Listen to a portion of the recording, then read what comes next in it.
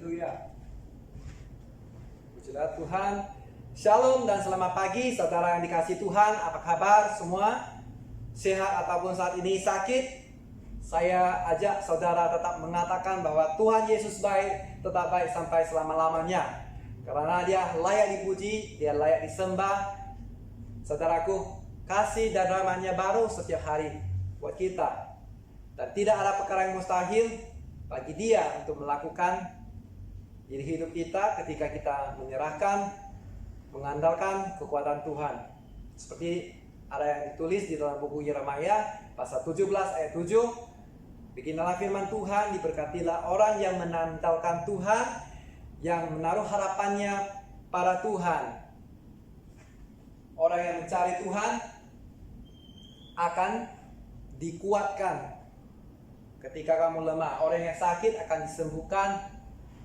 Orang yang hatinya remuk pasti akan dihiburkan oleh Roh Kudus yang diutus oleh Yesus kepada kita. Kasih-Mu nyata sungguh. Ya, puji Tuhan. Saya mau mengatakan apapun sekali keadaan kita, ya selalu yang terbaik hanya dari Tuhan. Di dalam buku Yeremia, buku Yesaya ayat 40 ayat 31, pasal 40 ayat 31 tertulis orang-orang yang menanti-nantikan Tuhan akan mendapat kekuatan. Mereka seumpama raja wali yang naik terbang dengan kekuatan sayapnya. Mereka berlari tidak menjadi lelah, mereka berjalan tidak menjadi lesu. Pujilah Tuhan. Ya, sebelum kita lanjut, mari kita bersatu di dalam doa. Bapa kami yang di surga, dikuduskan nama-Mu.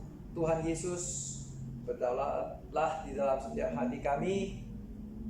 Ya, pimpin kami, bimbing hamba-Mu, terutama dalam hal menyatakan firman kebenaran-Mu, supaya kami yang mendengar, setiap kami dapat dimengerti. Roh Kudus, kami mengundang Engkau hadir di tengah-tengah kami, menetraikan firman kebenaran ini kepada kami untuk menyerap ke dalam kehidupan kami menurut sesuai kehendak-Mu. Dalam nama Tuhan Yesus yang percaya, sama-sama kita katakan amin. Haleluya. Pada minggu ini ya adalah minggu yang pertama kita sudah bisa melakukan aktivitas ya kerja kita, tetapi masih ada penjarakan sosial.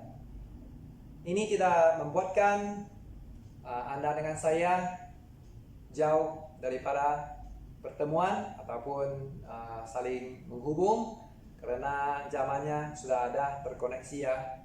Jangan lupa juga kita harus koneksi dengan Tuhan agar apa yang rencananya Tuhan besar untuk Anda dengan saya, harus kita mencari wajahnya selalu.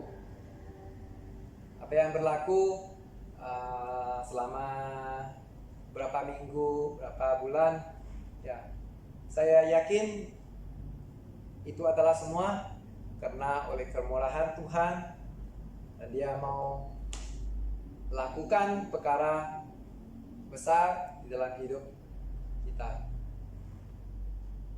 Pada minggu yang lalu yang kita bahas adalah tentang perumpamaan tentang anak yang hilang. Jadi kita tidak bisa lari dari topik tema gereja kita, terobosan menuju kemajuan. Dan inilah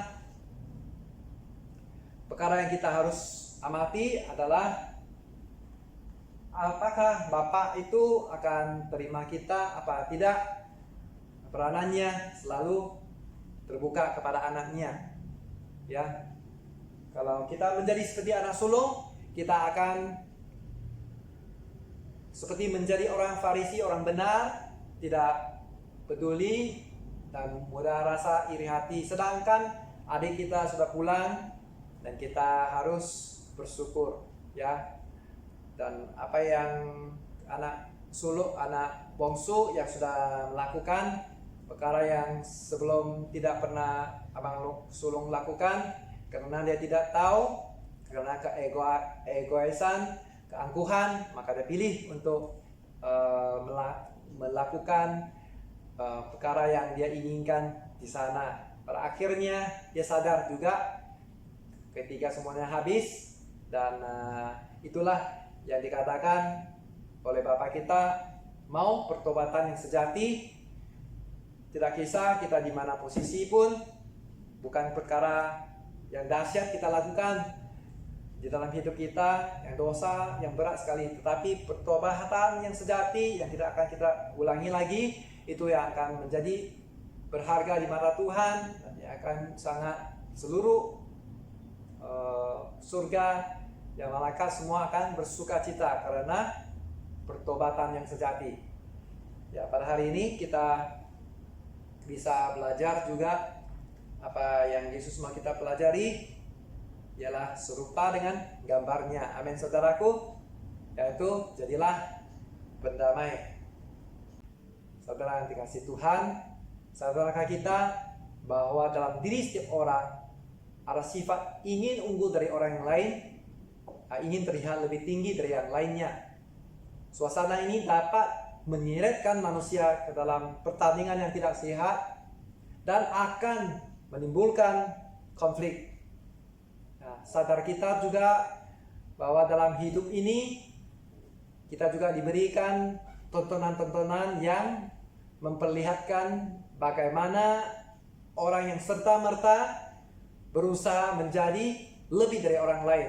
Ya, ini merupakan tontonan gratis tentang konflik ya.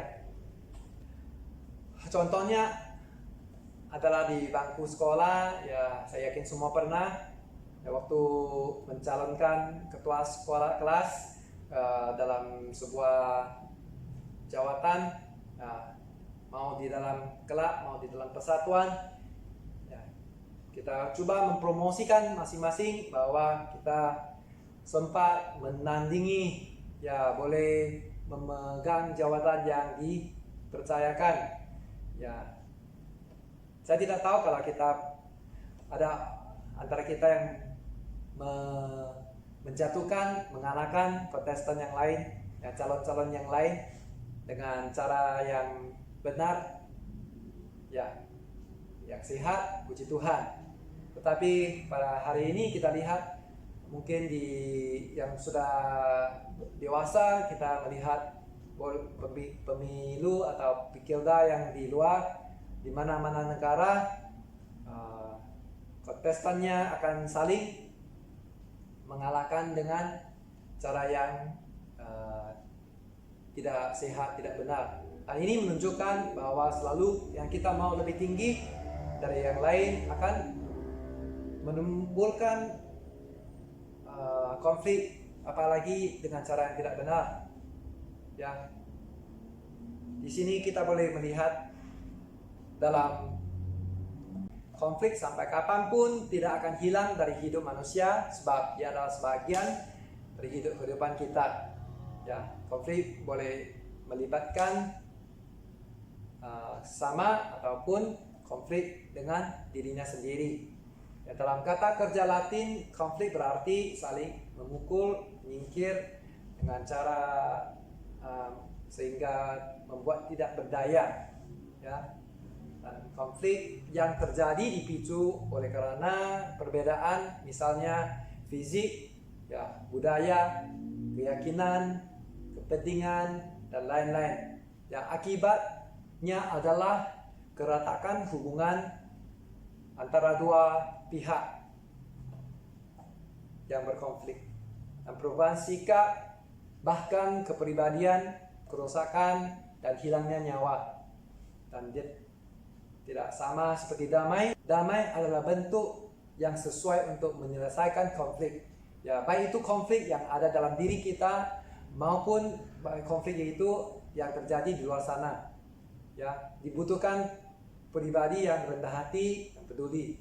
agar dapat mendamaikan suatu konflik. Ya, pribadi adalah pribadi yang juga adalah berdamai dengan sendirinya, dengan dirinya. Ya, Yesus Kristus adalah teladan sosok untuk mendamai itu. Ya, mendamaikan antara manusia dengan Allah Bapa, dan pendamaian itulah yang menjadi fokusnya.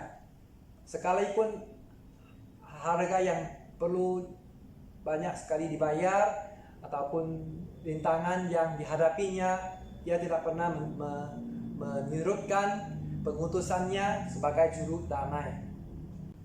Nah, mari kita melihat dalam Alkitab tokoh-tokoh seperti Yeremia yang dikatakan dia taat dan setia dan dalam Tuhan, akan tetapi dia dimusuhi oleh kota asal Yeremia, ya, Anatot, untuk membunuh, ya, karena dia mengingkapi dosa-dosa yang yaitu penyembahan berhala. Jadi untuk itu dia tidak membalaskan kejahatan, tetapi dia menyerahkan sepenuhnya kepada Tuhan, ya, untuk keadilan yang dia jalankan atas kebenaran. Tokoh yang seterusnya adalah Daud. Ya, Daud yang setelah mengalahkan Goliat itu, Raja Saul mengangkat Daud menjadi, ya, panglima, ya, semana untuk dalam hal peperangan, dan selalu terjadi dia menang dan orang memujinya berlebihan sehingga Raja Saul timbulnya iri hati untuk membunuh. Ya, sekali waktu dia meniup harp seruling, maka tombaknya dibuang ke tempat Daud, dan sempat Daud mengelak dan dikejar-kejar ke suatu tempat di mana Daud dalam gua itu. Dia dekat dengan Saul tanpa disadari oleh Raja Saul. Dia sudah memotong dan dia bisa mengalahkan, dia bisa membunuhnya, tetapi dia tidak, karena dia takut kepada Tuhan yang mengurapi raja itu, dan dia hanya serahkan semua hal itu kepada Tuhan, ya, karena Tuhan adalah keadilan dan bagian yang Tuhan yang melaksanakan. Ya, puji Tuhan. Jika kita melihat dalam buku Yakobus, di dalam buku Yakobus, di mana surat itu ditulis kepada ke-12 suku di perantauan, yang Tuhan menempatkan orang-orang percaya dalam persekutuan dan komunitas. Tujuannya adalah untuk panggilan bagi orang percaya agar berfungsi dengan baik, yaitu menjadi pendamai. Ya, terpujilah Tuhan, dalam menjalankan panggilan itu manusia membutuhkan pengertian dari Tuhan. Dan disitulah Yakobus menunjukkan dalam pasal 1 ayat ke-5, beginilah firman Tuhan, tetapi apabila di antara kamu ada yang kekurangan hikmat, hendaklah ia memintakannya kepada Allah yang memberikan kepada semua orang dengan murah hati dan dengan tidak membangkit-bangkit, maka hal itu akan diberikan kepadanya. Ya, di dalam ayat ke-17, inilah firman Tuhan, setiap pemberian yang baik dan setiap anugerah yang sempurna datangnya dari atas, diturunkan dari Bapa segala terang, padanya tidak ada perubahan atau bayangan karena pertukaran. Ya, Yakobus mengetahui di antara anggota gereja terdapat beberapa orang yang hidup dalam kepahitan, ya, iri hati dan pentingkan diri sendiri. Ini adalah gejala-gejala yang sangat membawa kebinasaan yang amat di dalam hubungan gereja, ya, destruktif. Maka dia akan memisahkan hubungan antara manusia dengan manusia dengan Tuhan. Ya, di situ dia menasihati bahwa hasil dari perbuatan yang seperti ini tidak menghasilkan apa-apa bagi tubuh Kristus, ya, dan orang-orang percaya. Dan Yakobus terbeban dan merindukan kesatuan jemaat. Ya, disinilah Yakobus menekankan pentingnya hikmat yang benar dan membuang hikmat yang palsu. Ya, pada waktu hikmat yang dari atas bekerja dalam kehidupan orang percaya, hidup tersebut akan membuahkan hikmat kebajikan. Amin, saudaraku. Yakobus menyebut orang yang memiliki hikmat surgawi sebagai pembawa damai. Ya, mari kita lihat kembali ke dalam buku Markus 9 yang dari pasal 9 ayat 30 hingga 37. Ya, pemberitaan ketua tentang penderitaan Yesus. Ya, murid-murid dan Yesusnya berangkat dan melewati Galilea, dan Yesus dalam hal itu ketahui orang, ya, diganggu, ya, sebab dia sedang mengajar dalam multitask. Dia boleh mengajar dalam apa cara pun situasi, dan ketika dia berkata kepada mereka, anak manusia akan diserahkan ke dalam tangan manusia, dan mereka akan membunuh dia, dan 3 hari sesudah dia dibunuh dia akan bangkit. Nah, mereka tidak mengerti perkataan itu, dan mereka segan untuk menanyakannya tentang itu. Kemudian tibalah Yesus dan murid-murid di Kapernaum. Nah, ketika Yesus sudah di rumah, dia bertanyakan apa yang dalam perjalanan mereka bincangkan tadi di tengah jalan. Ternyata mereka bertanya-tanya siapa yang terbesar di antara para murid. Dan lalu Yesus itu duduk dan memanggil ke-12 murid itu. Ya, katanya kepada mereka, jika seorang ingin menjadi yang terdahulu, hendaklah dia menjadi yang terakhir dari semuanya dan pelayan dari semuanya. Haleluya, saudaraku. Tuhan Yesus menggunakan cara yang tidak membentak mereka ketika mereka tengah berbincangkan hal itu, karena waktu itu adalah tidak sesuai. Ya, ketika sudah sampai di Kapernaum, masuk, sudah duduk, dia memilih waktu yang sesuai untuk bertanyakan, dan lepas daripada pertanyaan itu dia langsung mengambil hikmat dan berjawab, ya, kepada pertanyaan mereka. Ya, luar biasa. Saudara yang dikasihi Tuhan Yesus, berdasarkan apa yang kita bahas atau sudah membaca di atas, jadi apakah kita bisa menjadi kondisi yang, haleluya, puji Tuhan, haleluya. Saudara yang dikasihi Tuhan, berdasarkan apa yang telah kita baca seperti yang di atas, ada 3 kondisi yang mungkin kita akan alami seperti murid-murid Yesus. Apakah kita memilih seperti mereka untuk bertanya siapa yang terbesar? Itu adalah ukuran duniawi, ya, misalnya tinggi rendahnya, status, ya, pangkat, ya, kekayaan, materi dan sebagainya. Ya, kalau kita memilih itu, kita akan ketinggalan kesempatan untuk mempeduli orang lain, dan juga kita telah tidak dapat belajar sesuatu dari pengajaran Yesus. Ya, puji Tuhan. Yang kedua, apakah kita mau kondisi situasi seperti Yesus, di mana ketika dia mendengarkan perbincangan murid-murid mereka siapa yang terbesar, harus dia membentak ketika itu menjawab ataupun membiarkan saja. Ya, saya sangat syukur karena Tuhan tidak bisa membentak mereka waktu itu. Dia memilih waktu yang sesuai, karena waktu yang sesuai dapat memberi pengajaran dan meluruskan mereka.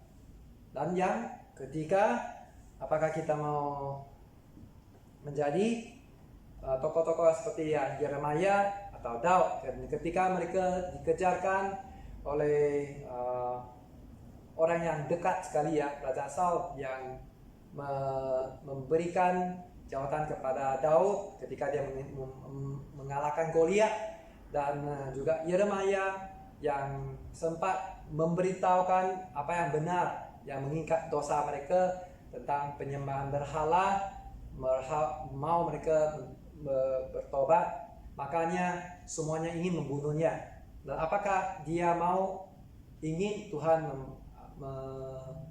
membalaskan, atau mereka yang sendiri membalaskan?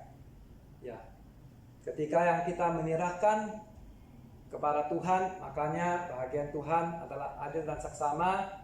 Tidak perlu kita mengambil untuk mengkomplikasikan lagi konflik. Ya, jadi marilah kita belajar dari tokoh-tokoh yang membawa damai dalam hidup mereka. Bahwa saudara yang dikasihi Tuhan, sikap seorang pendamai yang ditunjukkan oleh Yesus, oleh Yeremia, oleh Daud, ya, tentang Yesus mengajarkan syarat, ya, yaitu sebagai seorang pendamai, yaitu adalah seorang yang mencintai damai, dan ia rendah diri, dan ia juga serah kepada Tuhan, mengandalkan Tuhan. Dengan bersikap seperti itu, kita sedang mengenakan hikmat yang dari atas. Dan pada waktu hikmat yang dari atas bekerja dalam orang yang percaya, dan hikmat tersebut akan membuahkan hikmat, ya. Dalam Yakobus menyebut orang yang mengenakan hikmat yang dari atas adalah seorang pendamai, ya. Dan panggilan kita pada hari ini di dalam Yesus adalah bagaimana kita membawa damai dalam sepanjang kehidupan kita. Dan mau kita menjadi damai, puji Tuhan, dimulailah dari keluarga sampai lingkungan kerja kita, sampai masyarakat gereja. Ya, selamat menjadi pendamai. Tuhan Yesus memberkati. Haleluya.